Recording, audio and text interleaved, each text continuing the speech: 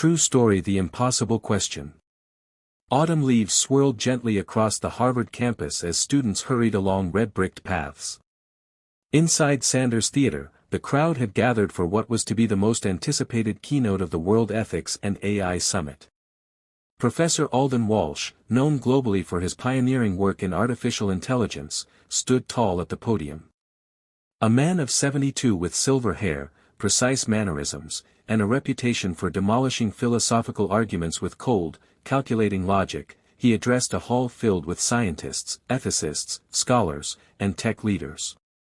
For 5 decades, I have studied intelligence, he began.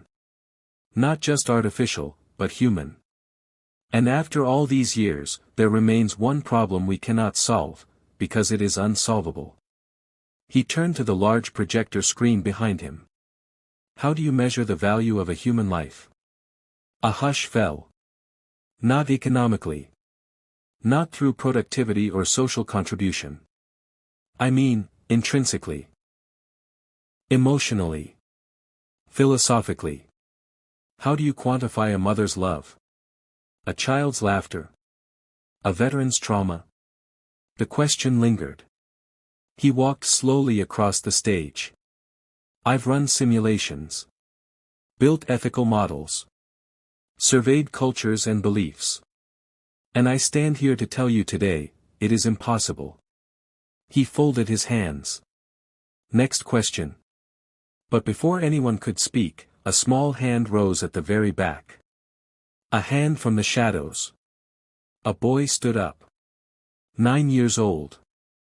Shy, fragile, wearing an old hoodie and jeans slightly too big for him. A visitor tag dangled from his neck. His name was Eli. His mother, Maria, a cafeteria worker at Harvard, sat beside him and immediately panicked. Eli, honey, not now. But Professor Walsh had seen him. You, son. Do you have a question? Eli's voice shook as he said, No, sir. I have an answer. Laughter broke out among some attendees. But Walsh didn't laugh. Come forward. Eli hesitated, then made the long walk down the aisle. Cameras turned. Phones clicked. One of the organizers tried to stop him, but Walsh raised a hand. Let him speak. A boy's answer. Eli reached the microphone, which was adjusted to his height. He cleared his throat. My name is Eli Martinez. I'm 9. My mom works here. I like math and stories. He took a deep breath. When I was 5, my dad died falling from a roof while working construction. After that, we lost our apartment. We lived in a car. I was sick a lot. We didn't have money for doctors. The room was silent. One night, I had a fever. My mom held me all night in the back seat of our car. She gave me her scarf, even though she was shivering. She told me, if I could give you my heartbeat to make you better, I would. A few gasps in the audience. A tear rolled down Maria's cheek. You asked how to measure life, Eli said. I think, it's measured by what people give away without expecting anything back. He looked down. My mom gave up her dreams, her sleep, her food, just so I could have a future. No machine can calculate that. He finished, maybe you can't measure a human life in numbers. But you can feel it. In your heart. The turning point. Professor Walsh walked over to him. He looked into the boy's eyes. You've just answered what I believed was unanswerable. The room erupted into applause. Some wept openly. Eli was hugged by strangers. A photo of him standing beside Professor Walsh went viral. The ripples of a moment. In the days that followed, Eli's words were shared across continents. News anchors, talk shows, and educational platforms quoted the boy's heartfelt answer.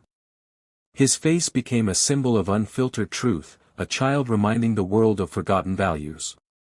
Harvard established the Eli Martinez Scholarship for Empathetic Intelligence, dedicated to students who demonstrated compassion, resilience, and the will to help others. But Eli's story didn't just stay within campus walls.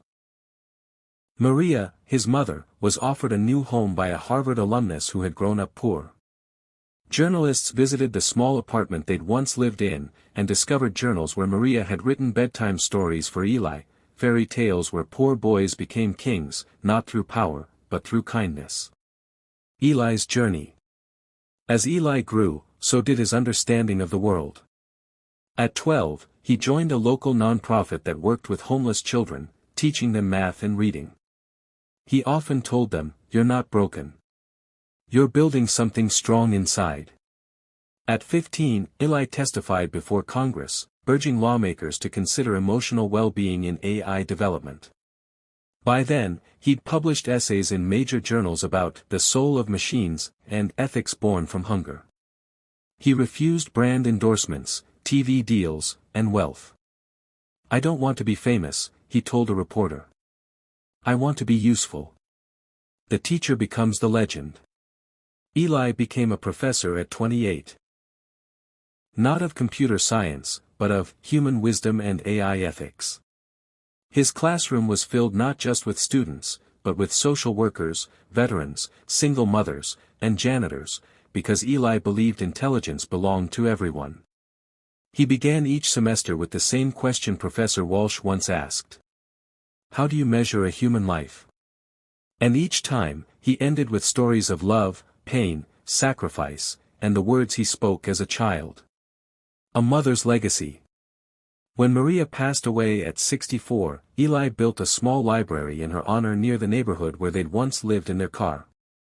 The sign read, "Maria's Place, where every story matters." Inside, there were no shelves for grades or degrees. Just stories. Stories written by children, single parents, immigrants, the elderly, anyone whose voice had been silenced. And in the center of it all stood Maria's old cafeteria apron, framed with a plaque. She gave her heartbeat. Full circle. Now 32, Professor Eli Martinez stood where Professor Walsh once stood. He faced a crowd of future leaders. "When I was 9, he said, a professor told the world that measuring the value of life was impossible. I told him it wasn't.